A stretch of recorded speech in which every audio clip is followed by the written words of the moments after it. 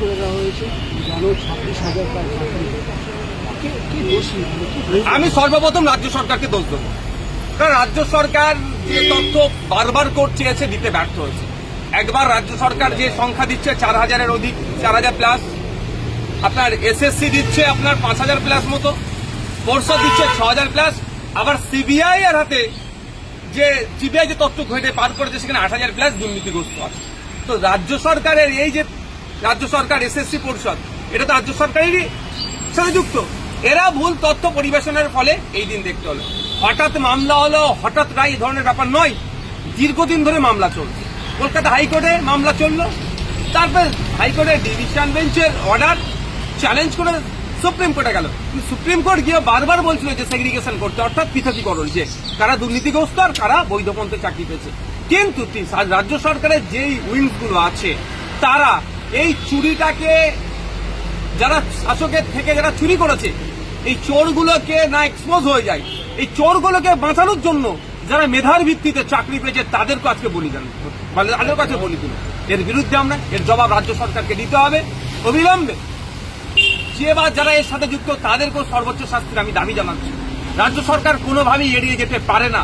রাজ্য সরকারের ব্যর্থতার জন্য যোগ্যতার ভিত্তিতে যারা চাকরি পেয়েছে তারাও আজকে সমাজে কলঙ্কিত হচ্ছে। যখন 2016-তে নোটিফিকেশন হয়েছিল, এরা সব ছাত্র ছিল, এখন এদের সংশোধন হয়ে গেছে, সমাজে প্রতিষ্ঠিত হয়েছে, সামাজিকভাবে ওরা আজকে কলঙ্কিত হলো। এর দায় রাজ্য সরকারকে নিতে হবে। আমরা অপদার্থ যারা, তাদের হাতে শাসন কার্য তুলে দিয়েছি, ফলে এই দুর্দিন আমাদের দেখতে হচ্ছে। তবে একটা জিনিস আমি ভেবে পাচ্ছি না, আমার যারা আইনের বিশেষজ্ঞ তাদের সাথে আমি কথা বলবো, যেন একটা জিনিস আমি ক্লিয়ার হচ্ছি না অর্ডারের মধ্যে। যদিও পুরো রিটেন অর্ডার এখন আমার কাছে আসে পৌঁছানি, যেটা মিডিয়ায় চর্চা হচ্ছে যে যারা দুর্নীতিগ্রস্ত তারা পরে যে প্রসেসে আর সুযোগ পাবে না। যারা দুর্নীতিগ্রস্ত তাদেরকে প্রিভিয়াস ইয়ারের স্যালারি উইথ 12% ইন্টারেস্ট দিতে হবে ক্ষতিপূরণ বাবদ।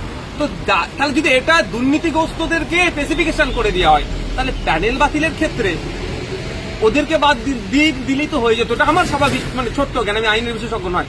এই বিষয়টা আমি কিন্তু আমার আইনের বিশেষজ্ঞ যারা তাদেরকে জিজ্ঞাসা করবো। ফলে মেধাযুক্তগুলো যেভাবে আজকে সমাজে কলঙ্কিত হচ্ছে, এটা হতো না। সুপ্রিম কোর্টের নির্দেশ বা অবজারভেশনে যে দুর্নীতি হয়েছে, কোথাও না কোথাও তো দুর্নীতি হয়েছে। তো পার্থ চট্টোপাধ্যায় প্রাক্তন শিক্ষামন্ত্রী, তিনি গ্রেপ্তার হয়েছেন, এখনো জেলে রয়েছেন, মানি ভট্টাচার্যকে গ্রেপ্তার করা হচ্ছে। তো ওভারঅল মানে কি বলছেন, টপ টু বটম পর্যন্ত এই শিক্ষা দপ্তরে যারা আছেন তারা দুর্নীতি করেছে বলে এই ধরনের, এটা অর্গানাইজ ওয়েতে দুর্নীতি হয়েছে, এটা প্রাতিষ্ঠানিক দুর্নীতি। এরা কোনোদিন ভাবেনি যে এই মামলাটা হবে।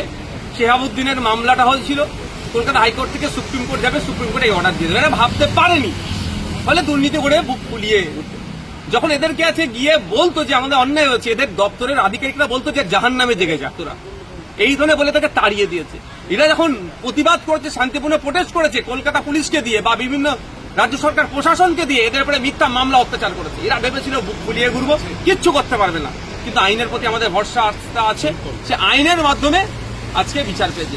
কিন্তু আমি আবার রিপিট করছি, যারা মেধাযুক্ত, যারা বৈধ পন্থা অবলম্বন করে যথাযথভাবে রিটেনে ভাইভাতে পাশ করার পরে কোন রকম ঘুষ ঘাস না দিয়ে অবৈধ পন্থা অবলম্বন না করে যোগ্যতার ভিত্তিতে, সেটা একটা ডেলেভার হতে পারে, আবার একটা মাস্টারের ছেলেও হতে পারে।